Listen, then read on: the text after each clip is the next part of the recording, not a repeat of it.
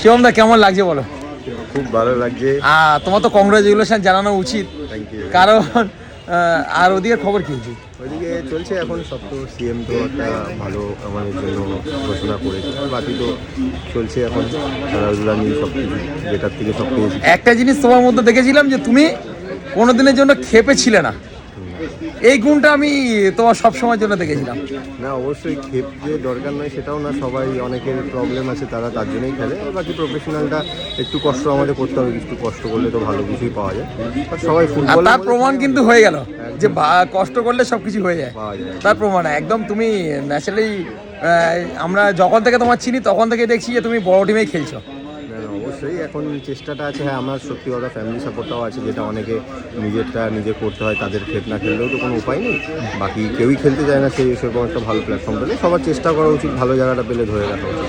তো শিবমদার সাথে আজকে দেখা হয়েছে, শিবমদার সাথে এমনি সবসময় দেখা, দাদা খুব ভালো, আর দাদার সাথে দেখা সত্যি কথা বলতে ভীষণ ভীষণ খুশি। আমার লোকাল তো তুমি, আমার সবসময় দেখা, সবসময় একদম শিবমদা একটু হাই করে দাও। ঠিক আছে, টাটা।